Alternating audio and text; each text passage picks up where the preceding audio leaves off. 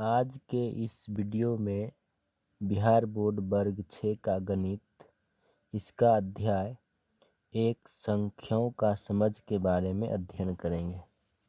तो चलिए आगे देखते हैं। इसका पहला अध्याय है संख्याओं का समझ। जैसे कि देख लेते हैं हम लोग किसी भी संख्या को कैसे लिखते हैं। जैसे 814, 572, जैसे कि इसमें जैसे 8, 1, 4, 5, 7, 2, ये सभी क्या है? अंक। जैसे कि अंक के बारे में बात करते हैं। अंक किसी भी संख्या को लिखने के लिए जिस चिन्ह की आवश्यकता होती है उसे अंक कहा जाता है। यानी किसी भी संख्या को लिखने के लिए जिस चिन्ह की आवश्यकता होती है उसे ही अंक कहा जाता है। जैसे कि 0, 1, 2, 3, 4, 5, 6, 7, 8, 9, यानी 0 से लेकर 9 तक, यानी इसी को अंक कहा जाता है। अगर सबसे छोटा अंक कहा जाए तो ये 0 होगा और सबसे बड़ा अंक कहा जाए तो ये 9 होगा। और हाँ, अगर इसमें कहा जाए कि एक अंकों की सबसे छोटी संख्या, तब 1 को लिखेंगे, तब 0 नहीं होगा। 0 तब गलत हो जाएगा। एक अंकों की सबसे छोटी संख्या 1 होगा और एक अंकों की सबसे बड़ी संख्या 9 होगा। जैसे कि 2 अंकों की सबसे छोटी संख्या, तब 1 लिखेंगे और इसके बाद ये 0 लिख देंगे। 2 अंकों की सबसे छोटी संख्या। और 3 अंकों की सबसे छोटी संख्या कहा जाए तो तब 1 पर 2 0 लिखेंगे। और 4 अंकों की सबसे छोटी संख्या कहे तो 1 पर 3 0 लिखेंगे।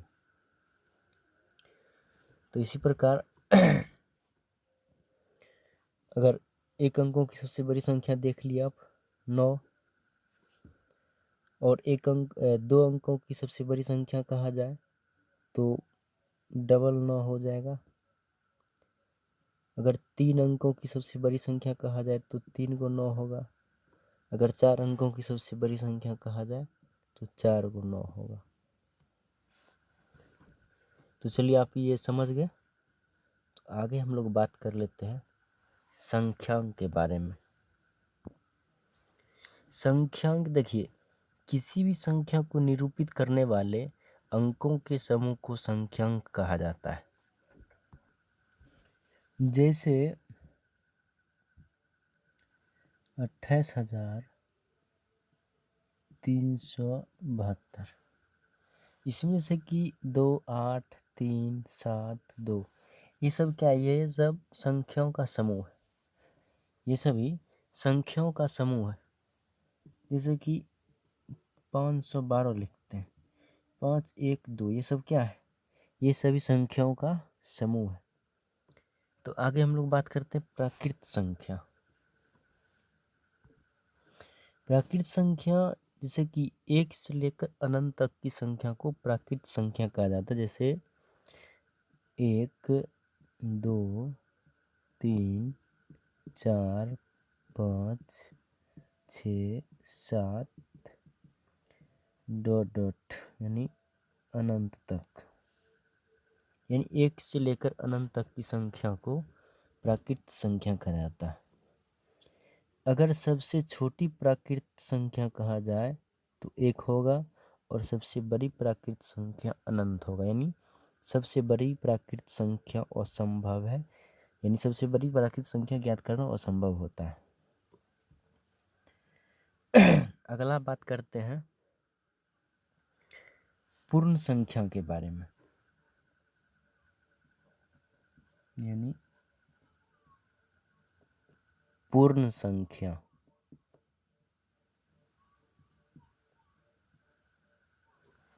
जैसे कि हम लोग प्राकृत संख्या लिखे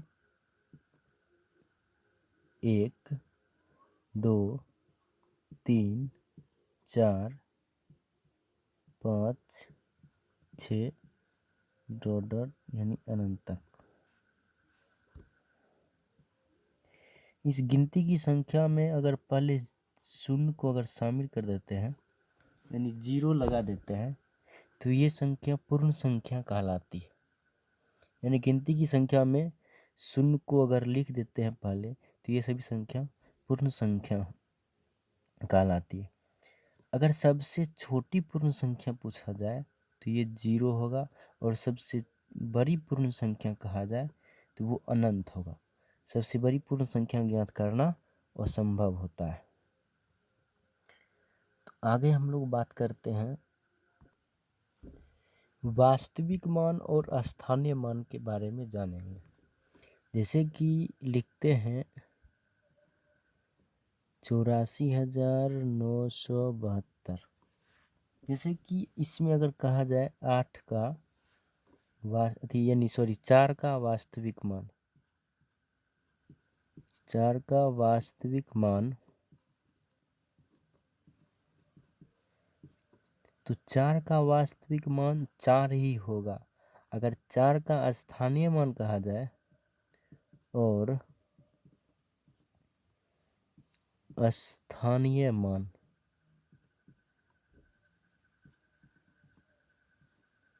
अगर 4 का स्थानीय मान कहा जाए तो 4 के बाद देखेंगे कितना अंक है, 3 अंक है, तो 4 पे 3 0 दे देंगे। तो आप ये समझ गए। जैसे कि ऐसे भी इसको लिख सकते हैं काई दाई सैकड़ा हजार, यानी 4000 के स्थान पर है तो यानी 4 को 1000 से गुना करेंगे यानी 4 गुने 1000, इकाई दाई सैकड़ा हजार, यानी 4 को 1000 से गुना करेंगे तो ये यानी 4000 पूरा गया ना। तो चलिए हम लोग आगे समझते हैं। अब हम लोग बात करते हैं भारतीय अंकन पद्धति और अंतर्राष्ट्रीय अंकन पद्धति के बारे में। भारतीय अंकन पद्धति में अल्प विराम कहाँ लगता है, चलिए देखते हैं। जैसे कि मान लिया जाए कुछ लिखते हैं 18,739, चलिए एक अंक और बढ़ा देते हैं। देखिए भारतीय अंकन पद्धति में पहले 3 अंक के बाद कॉमा लगता है, उसके बाद 2 अंक के बाद कॉमा लगता है। यानी पहले 3 अंक के बाद कॉमा लगता है, उसके बाद 2 अंक के बाद कॉमा लगते जाता है, ये भारतीय अंकन पद्धति में। और अंतर्राष्ट्रीय अंकन पद्धति में क्या होता है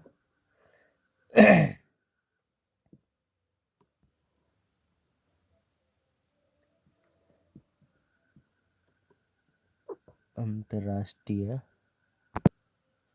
क्योंकि अंतर्राष्ट्रीय अंकन पद्धति में अल्प विराम कहाँ लगता है,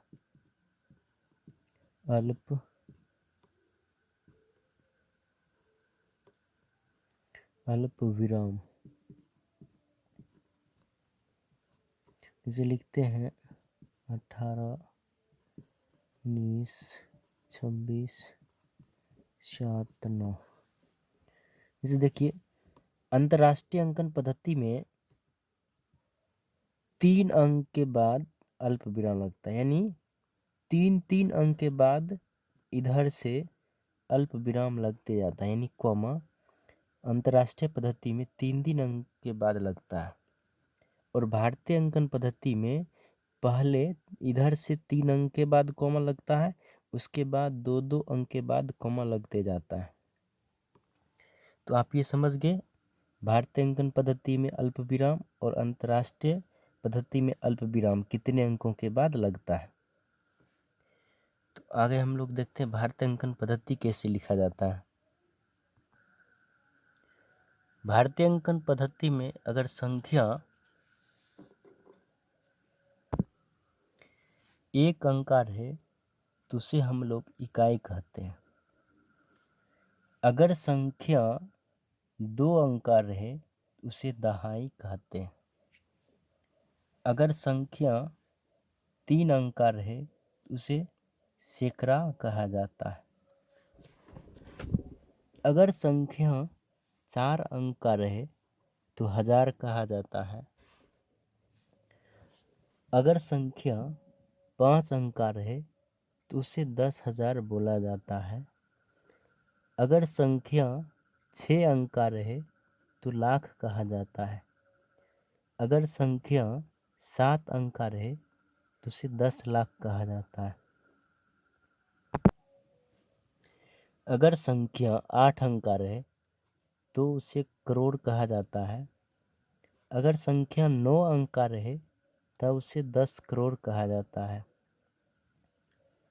अगर संख्या 10 अंक का रहे तब उसे अरब बोला जाता है। अगर संख्या 11 अंक का रहे तब उसे 10 अरब बोला जाता है। अगर संख्या 12 अंक का रहे तब उसे खरब बोला जाता है। अगर संख्या 13 अंक का रहे तो उसे 10 खरब बोला जाता है। अगर संख्या 14 अंक का रहे तो उसे नील बोला जाता है। अगर संख्या दिखाई नहीं, सॉरी।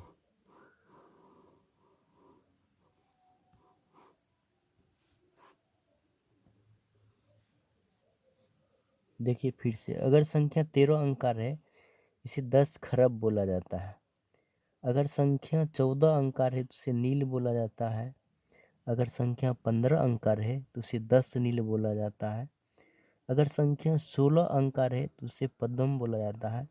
अगर संख्या 17 अंक का रहे तो उसे 10 पद्म बोला जाता है। अगर संख्या 18 अंक का रहे तो उसे शंख बोला जाता है।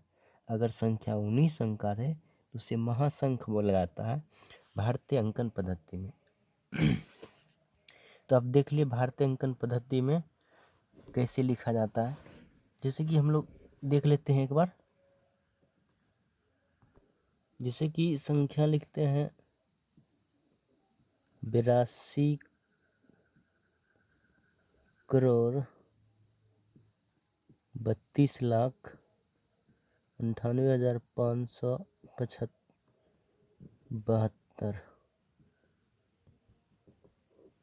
जैसे कि इसमें देखिए इकाई, दहाई, सैकड़ा, हजार, 10,000, लाख, 10 लाख, करोड़, 10 करोड़।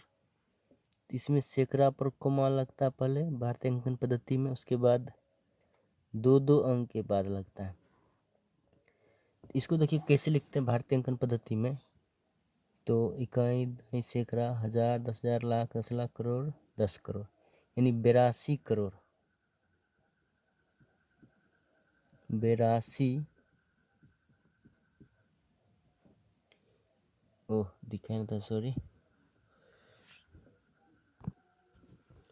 82 करोड़ 32 लाख 98,572, यानी भारतीय अंकन पद्धति को ऐसे हम लोग लिखते हैं। तो चलिए आगे हम लोग बात करते हैं अंतर्राष्ट्रीय अंकन पद्धति के बारे में देख लेते हैं। देखिए अंतर्राष्ट्रीय अंकन पद्धति में अगर संख्या 1 अंक का रहे तो उसे इकाई कहा जाता है। अगर संख्या 2 अंक का रहे तो दहाई बोला जाता है। अगर संख्या 3 अंक का रहे तो सैकड़ा बोला जाता है। अगर संख्या 4 अंक का रहे इसे हजार बोला जाता है। देखिए अंतर्राष्ट्रीय पद्धति में हजार को 1K भी बोला जाता है। अगर संख्या 5 अंक का रहे तो इसे 10,000 बोला जाता है, यानी 10K भी इसे बोला जाता है। अगर संख्या 6 अंक का रहे तो इसे 100K बोला जाता है, यानी 100,000।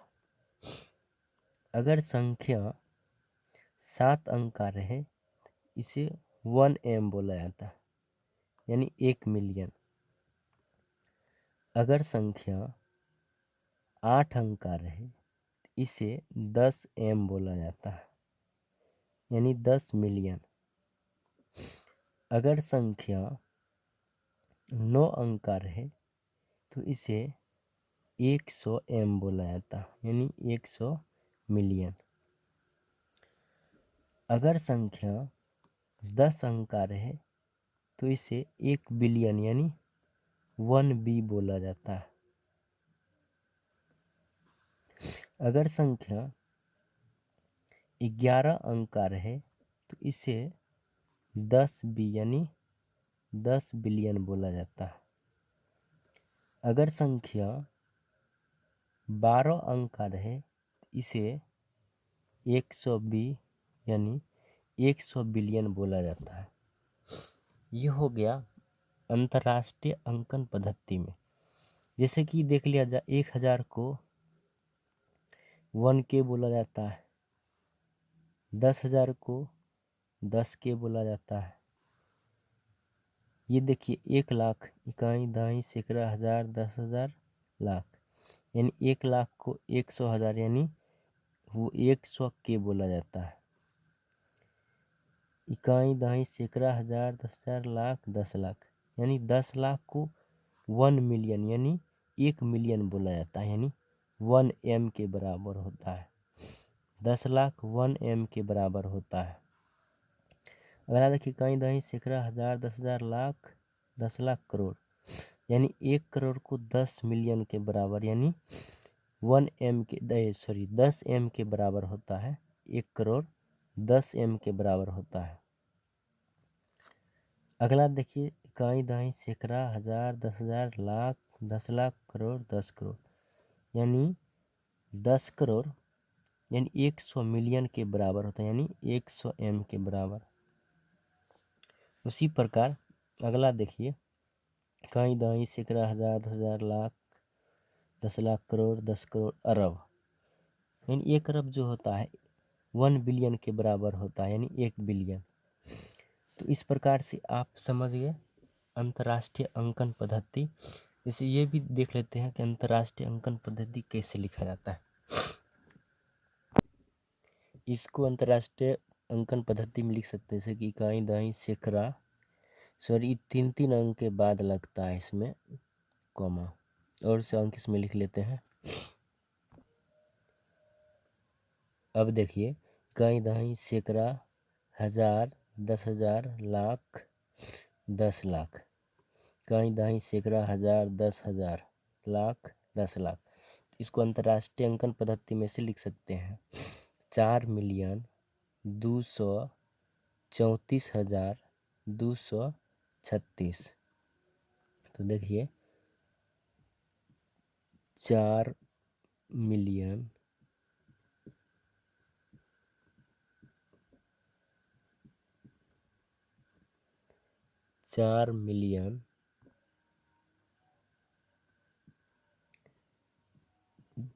234,000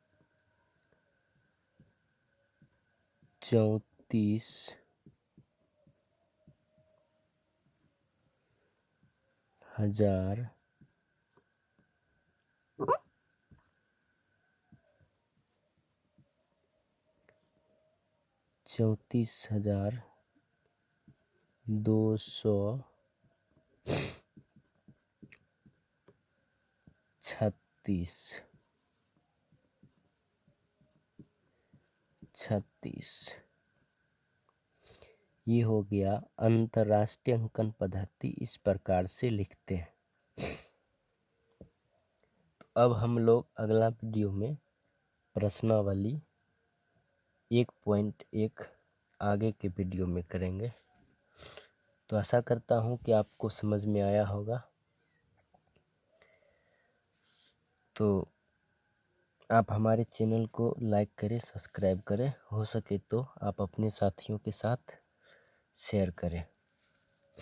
धन्यवाद।